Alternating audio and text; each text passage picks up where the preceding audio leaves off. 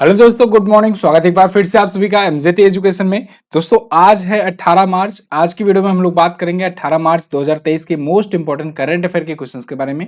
Video अगर पसंद आएगी तो वीडियो को लाइक और शेयर जरूर करना, और अगर चैनल पर नए आए हो चैनल को सब्सक्राइब करके बेल आइकन को प्रेस कर लो, जिससे आने वाली वीडियोज का नोटिफिकेशन आप तक पहुंचता रहे। चलिए तो शुरू करते हैं। सबसे पहले कल का क्विकली रिविजन करेंगे। कल हम लोगों ने पढ़ा था 16 मार्च को राष्ट्रीय टीकाकरण दिवस मनाया जाता है प्रत्येक वर्ष, और अमेरिकी सीनेट ने भारत और चीन के बीच में अरुणाचल प्रदेश में जो मैकमोहन रेखा बनती है, बॉर्डर लाइन बनती है, उसको अंतरराष्ट्रीय सीमा के रूप में रिकॉग्नाइज किया है।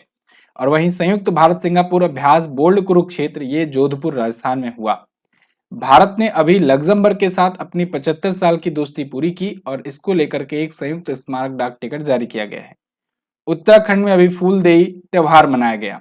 और वहीं सूर्य कुमार यादव जो कि क्रिकेटर हैं, इनको जियो सिनेमा का ब्रांड एम्बेसडर बनाया गया, वाईकॉम 18 का। और अभी फ्रेडी नाम का चक्रवाती तूफान आया मलावी और मोजाम्बिक में। भारत ने अभी हाल ही में हिमाचल प्रदेश, राजस्थान, उत्तर प्रदेश और आंध्र प्रदेश, इन चारों राज्यों में होकर के गुजरने वाली हरित राष्ट्रीय राजमार्ग गलियारा परियोजना के निर्माण के लिए वर्ल्ड बैंक के साथ ऋण समझौते पर हस्ताक्षर किया है। वर्ल्ड बैंक $500 मिलियन का लोन देगी। और अभी हाल ही में हेलो जीवन ऐप ने बैंक से संबंधित 13वां एजिस ग्राहम बेल अवार्ड जीता हुआ है। एरिक गार्सेटी को भारत में अमेरिका का राजदूत नियुक्त किया गया है। ये टॉप 10 करंट अफेयर के क्वेश्चन थे कल की वीडियो से, जिनका आपने किया क्विकली रिवीजन। अब आज की करंट अफेयर। पहला क्वेश्चन, हाल ही में स्काई ट्रैक्स द्वारा जारी दक्षिण एशिया में सर्वश्रेष्ठ हवाई अड्डे का पुरस्कार किसे मिला? तो स्काई ट्रैक्स ने एक रिपोर्ट जारी की है, और इस रिपोर्ट में बताया है कि साउथ एशियन नेशंस में इंदिरा गांधी इंटरनेशनल एयरपोर्ट ये सबसे बेस्ट एयरपोर्ट का खिताब अपने नाम कर चुका है। यहाँ पर आप देख पाओगे वर्ल्ड बेस्ट एयरपोर्ट की लिस्ट इन्होंने जारी करी हुई है, और इसमें साउथ एशिया में इंडिया का जो इंदिरा गांधी इंटरनेशनल एयरपोर्ट है, जो नई दिल्ली में स्थित है, ये टॉप पर है। और वहीं अगर विश्व का सबसे बेस्ट अगर हवाई अड्डा पूछा जाए तो आप बताएंगे सिंगापुर का चांगी एयरपोर्ट। ये वर्ल्ड का नंबर 1 एयरपोर्ट है, ठीक है। अच्छा, दूसरे पर दोहा का हमद एयरपोर्ट है दुनिया में, लेकिन एशिया में और भारत में पूछा जाए तो इंदिरा गांधी इंटरनेशनल एयरपोर्ट है। जारी कौन किया रिपोर्ट? Sky tracks. अच्छा, जब भी एयरपोर्ट की बात आ रही है तो पासपोर्ट रैंकिंग आप रिवाइज कर लेंगे। पासपोर्ट रैंकिंग में भारत का स्थान अब 85वां हो चुका है, ठीक है ना। देखो, ये हर 6 महीने में रिपोर्ट आती है हेनले के द्वारा। हेनले पासपोर्ट इंडेक्स में भारत इस बार 85वें स्थान पर, ठीक है। पिछली बार 87वां था, लेकिन इस बार 85वां है। तो बहुत सारे लोग वही पिछली बार वाला याद रखते हैं। तो देखो, इस बार 85वें पर अभी वर्तमान में है जब मैं ये वीडियो बना रहा हूँ। और 2 बार हेनले पासपोर्ट रिपोर्ट जारी करता है साल भर में, एक बार जनवरी महीने में, एक बार जुलाई के आसपास में, ठीक है। तो फिलहाल तो अभी मार्च चल रहा है। आगे, हाल ही में टीसीएस के नए सीईओ कौन बने? तो टीसीएस के नए सीईओ बन गए हैं दोस्तों के कृतिवासन। के कृतिवासन को नया चीफ एग्जीक्यूटिव ऑफिसर बनाया गया है टाटा कंसल्टेंसी सर्विसेज का। देखो, टीसीएस की जब से स्थापना हुई है ना 1968 से, तब से अभी तक मात्र 4 सीईओ ही बदले हैं। टीसीएस अपने बोर्ड ऑफ डायरेक्टर्स में बहुत कम परिवर्तन करने के लिए जाना जाता है। अभी देखो, 1968 से आज तक केवल और केवल 4 सीईओ ही बदले थे। फिलहाल इनसे पहले थे राजेश गोपीनाथन जी, इन्होंने इस्तीफा दे दिया है अपने 6 साल के टाइम पीरियड के बाद। और के कृतिवासन को इनको बनाया गया है नया सीईओ डेजिग्नेट, ठीक है। तो सीईओ और एमडी का पद ये संभालेंगे। टीसीएस की स्थापना 1968 में हुई थी, मुंबई में इसका हेडक्वार्टर है। टाटा की ही ये भी एक कंपनी है, टाटा कंसल्टेंसी सर्विसेज, टाटा का ही एक, टाटा ग्रुप का ही एक ये कंपनी है, आईटी कंपनी है। और मैंने इसके बारे में रिपोर्ट कई बार आपको बताया है कि दुनिया की दूसरी सबसे बड़ी ये लार्जेस्ट आईटी कंपनी है। आईटी कंपनी है ये, ठीक है। सबसे नंबर पर एसेंचर है, अमेरिका की एसेंचर टॉप पर है, और ये दूसरे पर है। एशिया में और भारत में तो ये टॉप पर ही है। आगे बढ़ते हैं। हाल ही में भारतीय रेलवे ने कब तक नेट जीरो कार्बन उत्सर्जक बनने का लक्ष्य रखा? तो इंडियन रेलवे ने दोस्तों 2030 तक नेट जीरो कार्बन उत्सर्जक बनने का लक्ष्य रखा हुआ है। भारतीय रेलवे के जो मंत्री हैं अश्वनी वैष्णव जी, इन्होंने अभी लोकसभा में अपनी स्पीच में ये अनाउंस किया है, डेटा के साथ इन्होंने बताया है, टारगेट है इंडियन रेलवे का कि 2030 तक ये कार्बन एमिशन फ्री हो जाए। नेट जीरो कार्बन हो जाए। ठीक है, अब देखो कार्बन एमिशन फ्री नहीं कहेंगे, नेट जीरो कार्बन उत्सर्जक कहेंगे। यहाँ पर मैंने एक दिन आपको इसके बारे में अंतर बताया था, फिर से बता दे रहा हूं। देखो नेट जीरो कार्बन उत्सर्जक का मतलब कि ओवरऑल जो कार्बन का एमिशन होगा वो होगा जीरो। ठीक है, और जीरो कार्बन एमिशन का मतलब होता है कि हम कार्बन का उत्सर्जन ही नहीं करेंगे। देखो दोनों में अंतर क्या है। देखो नेट का मतलब क्या, कि जैसे मान लो हमने कि आपको बताया कि नेट वैल्यू आ रही है जीरो, तो मतलब 10 की प्लस वैल्यू आ रही है और ओवरऑल 10 की माइनस वैल्यू आ रही है, तब टोटल ओवरऑल कितना हुआ फाइनल वैल्यू जीरो, तो यानी नेट हुआ जीरो। ठीक है, टोटल हमने उत्सर्जन तो किया लेकिन साथ ही साथ अवशोषण का भी प्रबंध किया, तो इसलिए हमारा नेट जो इमिशन हुआ ये जीरो हुआ। लेकिन अगर हम कहें कि हमने एमिशन ही नहीं किया, हमने अपना पूरा का पूरा सिस्टम इलेक्ट्रिक कर लिया या फिर कुछ इस प्रकार से कर लिया कि हम कार्बन का एमिशन ही नहीं करेंगे, तो वो हुआ जीरो कार्बन एमिशन। ठीक है, तो दोनों में थोड़ा सा बेसिक सा डिफरेंस है। यहां पर इन्होंने नेट जीरो कार्बन उत्सर्जन का लक्ष्य बताया हुआ है। ठीक है, लोकसभा में इन्होंने एक स्पीच में ये बताया है। 2029-30 में रेलवे की ऊर्जा की जरूरत करीब 8,200 मेगावाट होने की उम्मीद है, इन्होंने ये भी कहा है। और भारत 2030 तक अगर रेलवे ये कदम अपना लक्ष्य पूरा कर लेता है तो भारत का जो ओवरऑल कार्बन का एमिशन हो रहा है उसको 33% तक कमी देखने को मिलेगी। ठीक है, वैसे आपको बता दें भारत ने COP27 में अपना लक्ष्य बताया था। क्या बताया था कि 2070 तक हम नेट जीरो कार्बन एमिशन वाले देश बन जाएंगे, यानी ओवरऑल एमिशन जो होगा वो जीरो होगा। कार्बन एमिशन से याद आया, अभी मैंने डेनमार्क के बारे में कुछ दिन पहले ही बताया था। डेनमार्क के बारे में कि डेनमार्क क्या करेगा, लोगों से कार्बन डाइऑक्साइड खरीदेगा और अपने पास में समुद्र में उत्तरी सागर में वो नीचे उसको स्टोर करेगा, स्टोरेज का काम करेगा, उसको ले जाकर के वहां पर स्टोर करेगा। अब बहुत सारे लोगों ने पूछा कि सर वो स्टोर क्यों करेगा, तो देखो कार्बन डाइऑक्साइड का भी बहुत ज्यादा यूज किया जा सकता है। इसका यूज किया जा सकता है टेम्परेचर बढ़ाने में। इसका अभी आप देखो शुक्र ग्रह क्यों इतना गर्म है। ठीक है, शुक्र ग्रह क्यों गर्म है, क्योंकि वहां पर 98% कार्बन डाइऑक्साइड पाई जाती है, तो आपने सुना होगा। कार्बन डाइऑक्साइड का और भी बहुत जगहों पर बहुत मात्रा में यूज किया जा सकता है, बहुत सारे कामों में। तो डेनमार्क भी अब अभी इनका प्लान तो क्या है वो तो नहीं पता, लेकिन फिलहाल ये दुनिया में पहला देश बन गया है जो कार्बन डाइऑक्साइड खरीदेगा और अपने यहाँ स्टोर करेगा। ठीक, वैसे भारत ने 2047 तक एक और लक्ष्य बनाया है कि हम एनर्जी इंडिपेंडेंट हो जाएंगे, यानी ऊर्जा स्वतंत्र बन जाएंगे, ऊर्जा स्वतंत्र बन जाएंगे 2047। याद करो 1947 में आजादी मिली, 2047 तक यानी 100 वर्ष हमारे पूरे हो जाएंगे। अगला, हाल ही में Laksar writing instrument private limited ने किसको अपना ब्रांड एम्बेसडर बनाया। तो लक्सर राइटिंग इंस्ट्रूमेंट ने अभी हाल ही में विराट कोहली को बनाया है अपना ब्रांड एम्बेसडर। ये लक्सर की जो पेन्स होती हैं, इन्हीं पेन को जो बनाने वाली जो कंपनी है इसने अभी बनाया है विराट कोहली को अपना ब्रांड एम्बेसडर, यानी लक्सर राइटिंग के प्रोडक्ट को ये प्रमोट करेंगे। और साथ ही साथ इस कंपनी ने अभी स्नाइडर के साथ भी भागीदारी की है, ये भी एक कंपनी है, pen company, German pen company है, इसके साथ भी ये साझेदारी किए हैं और साथ ही साथ विराट कोहली को अपना ब्रांड एम्बेसडर बनाया है। कल हम लोगों ने देखा था ना, जियो सिनेमा का ब्रांड एम्बेसडर सूर्य कुमार यादव को बनाया गया था। अगला, हाल ही में पाक जलडमरू मध्य को सबसे तेजी से तैरकर पार करने वाले भारतीय कौन बने। तो वो बन गए हैं संपन्न रमेश सेलार। संपन्न रमेश ने अभी हाल ही में पाक जलडमरू मध्य को सबसे तेजी से पार किया है। ये पाक जलडमरू मध्य कहाँ है, तो वर्ल्ड मैप में, अभी चलिए मैं दिखाता हूँ वर्ल्ड मैप में। भारत तो आप जानते हो ना, भारत के नीचे जो श्रीलंका है, भारत के नीचे जो श्रीलंका है, तो श्रीलंका और भारत के बीच में जो ये जो जलडमरू मध्य है ना, इसे कहते हैं पाक जलडमरू मध्य। मन्नार की खाड़ी भी यहीं पड़ती है। ठीक है, तो इसी को इन्होंने तैरकर पार किया हुआ है। ये 29 किलोमीटर की दूरी वाला एक एरिया था, समुद्री एरिया, और इसको इन्होंने 5 घंटे 30 मिनट में ही तैरकर पार कर लिया है, जो कि एक नया रिकॉर्ड इन्होंने सेट कर दिया है। पिछला रिकॉर्ड 8 घंटे 26 मिनट का था और इन्होंने 3 घंटे 4 मिनट कम समय लगा करके ये तैरकर पार कर लिया है। अंडर 21 ग्रुप में ये सबसे तेजी से तैरने का रिकॉर्ड है। तो श्रीलंका के तलाई मन्नार से इन्होंने तमिलनाडु के धनुषकोडी तक तैर करके ये दूरी तय की है। संपन्न रमेश, याद रखिएगा नाम, इंपॉर्टेंट है। चलिए वर्ल्ड मैप में मैं दिखा दे रहा हूं आपको वो एरिया कहां पर है।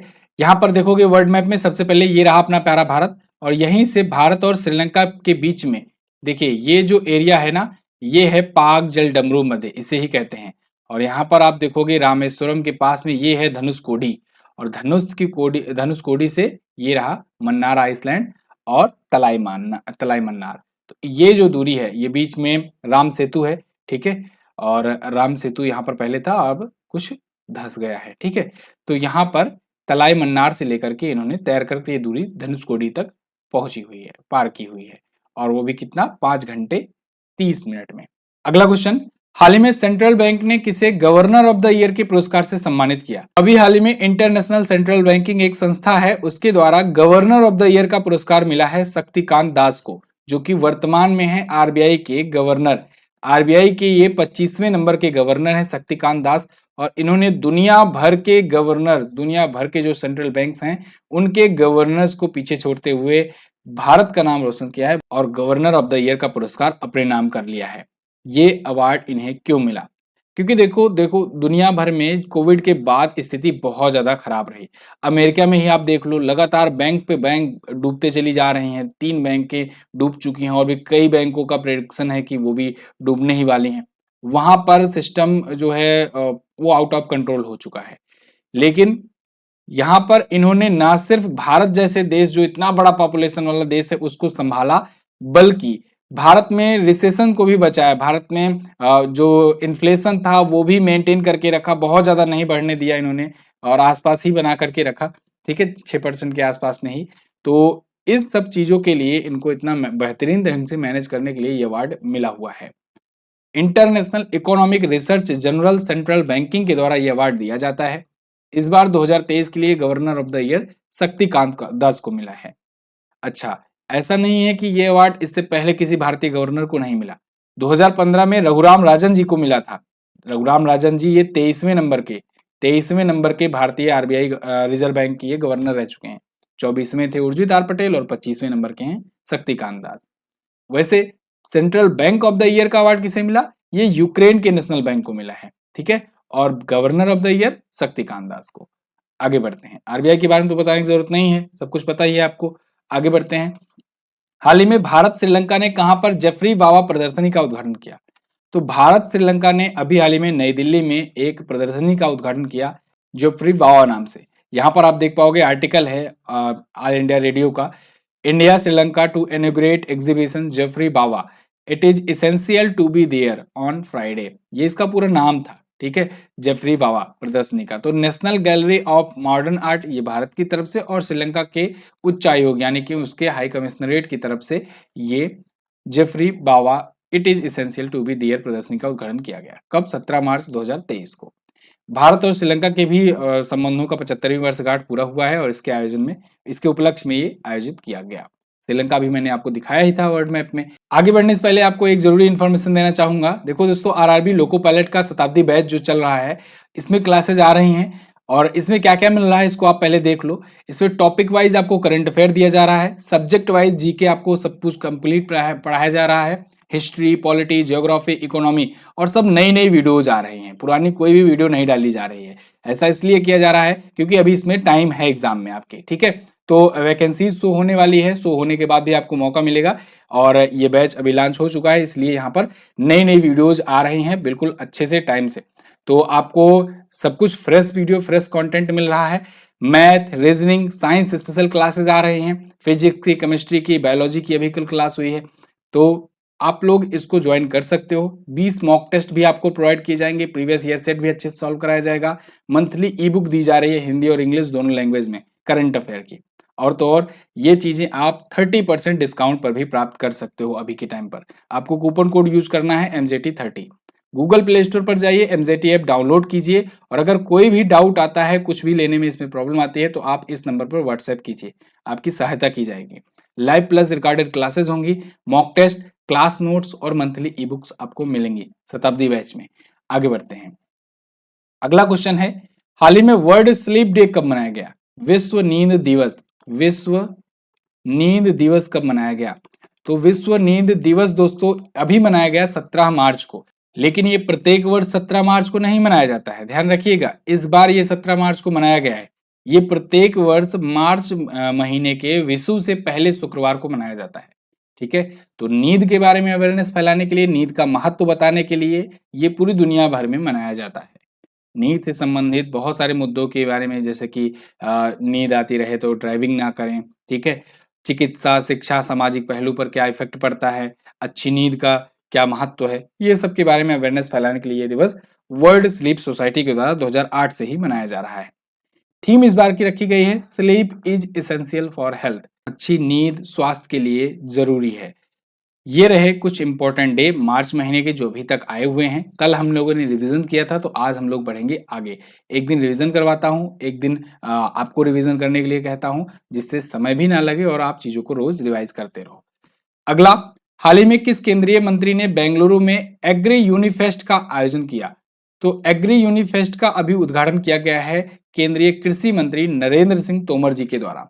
इन्होंने बेंगलुरु में इसका उद्घाटन किया है एग्री यूनिफेस्ट का। देखो, एग्री यूनिफेस्ट कुछ इस प्रकार से लिखा जाएगा, एग्री यूनिफेस्ट, ठीक है। तो ये एक प्रकार का फेस्टिवल है एग्रीकल्चर सेक्टर के लिए, और बेंगलुरु में इसका आयोजन किया गया। 15 मार्च को इन्होंने उद्घाटन किया इसका। ये बेंगलुरु के एग्रीकल्चर यूनिवर्सिटी और भारतीय कृषि अनुसंधान परिषद यानी Indian council of agriculture research, ICAR जिसे कहते हैं, ICAR, इसके द्वारा मिलकर के इसका आयोजन किया गया। इसमें 60 से ज्यादा स्टेट यूनिवर्सिटीज और सेंट्रल यूनिवर्सिटीज के 2500 से ज्यादा छात्र हिस्सा लिए। वैसे अगर ICAR की बात करें तो इसकी स्थापना 16 जुलाई 1929 को करी गई थी। नई दिल्ली में हेडक्वार्टर है और हिमांशु पाठक इसके वर्तमान में हैं अध्यक्ष। और अगर आप कर्नाटक के बारे में जानना चाहोगे तो कर्नाटक देखो इंडिया के मैप में कहां पर है, यहां पर है कर्नाटक। राजधानी इसकी बेंगलुरु है। कर्नाटक अपना बॉर्डर गोवा से, महाराष्ट्र से, तेलंगाना, आंध्र प्रदेश, तमिलनाडु और केरला से शेयर करता है। वैसे भारत के राज्य कैसे टूटे, कैसे कौन कौन कब कब बना, इस पर मैंने आपको एक डिटेल वीडियो दी हुई है मैप्स ऑफ इंडिया नाम से। तो मैप्स ऑफ इंडिया आप सर्च करेंगे, आगे MZT लिख दीजिएगा, आपको मिल जाएगी ये वीडियो और आपको आराम से समझ में आ जाएगा कि कौन कौन सा राज्य किससे किससे अपना बॉर्डर शेयर करता है, कब कब टूटा, कैसे बना। खासकर पूर्वोत्तर वाले राज्य अच्छे से याद हो जाएंगे।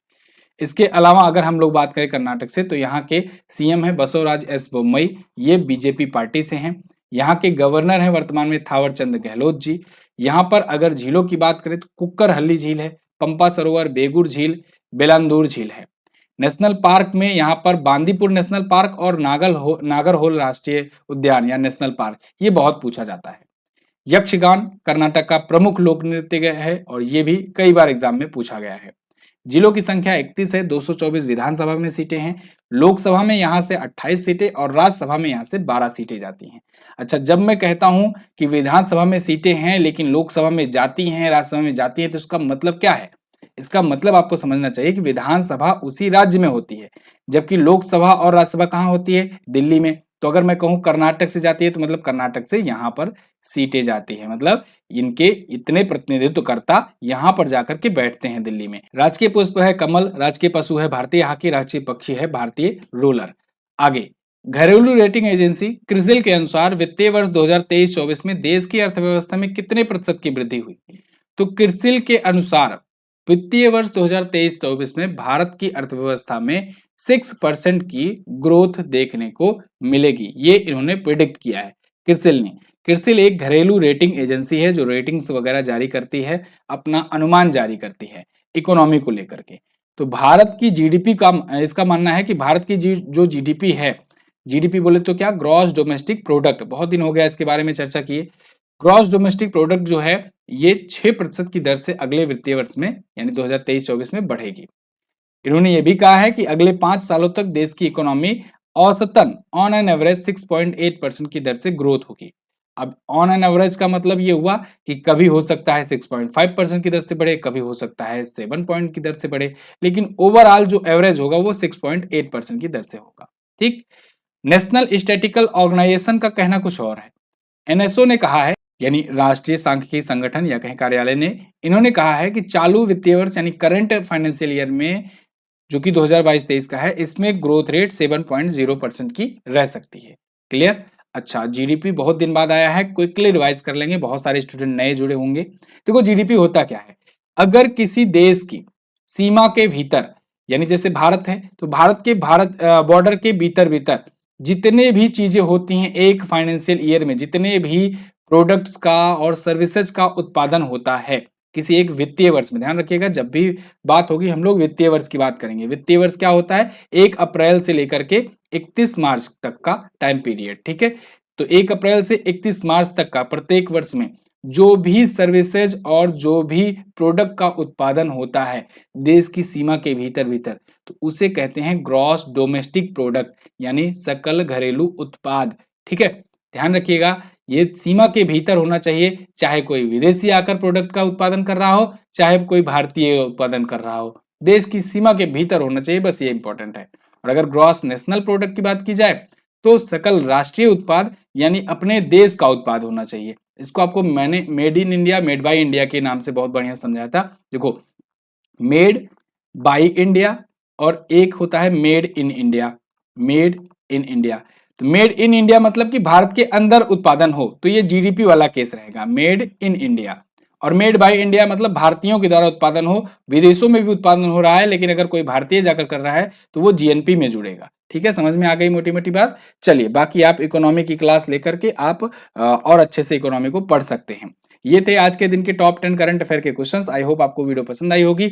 लास्ट डे मैंने आपसे पूछा था हारुल लोक नृत्य कहाँ मनाया जाता है, तो उत्तराखंड में। सिप्री का पूरा नाम Stockholm International Peace Research Institute होता है। आज आपको बताना है डीपीटी का फुल फॉर्म, कल आपको इसके बारे में बताया गया था। भारत और बांग्लादेश के बीच सीमा रेखा को किस नाम से जाना जाता है, ये भी आप बताइएगा कमेंट करके। तो दोनों ही क्वेश्चन है अच्छे, दोनों के बारे में आपको जो भी पता हो डिटेल से कोशिश करना आंसर करने का। और इसकी क्विज और पीडीएफ आपको फ्री में प्रोवाइड की जाती है, तो जाइए एमजेटी ऐप डाउनलोड कीजिए, फ्री में पीडीएफ, फ्री में क्विज, इसको एक्सेस कीजिए। हमारे वीडियो कोर्सेज को लेने के लिए इस सेक्शन में जाइएगा। ई बुक्स अगर चाहिए आपको हर एक महीने की, तो आप यहाँ पर जाकर इसको टच कर सकते हैं, चेक कर सकते हैं। बहुत बहुत धन्यवाद यहाँ तक वीडियो देखने के लिए। मिलेंगे अगली वीडियो में, तब तक के लिए नमस्कार, जय हिंद, वंदे मातरम।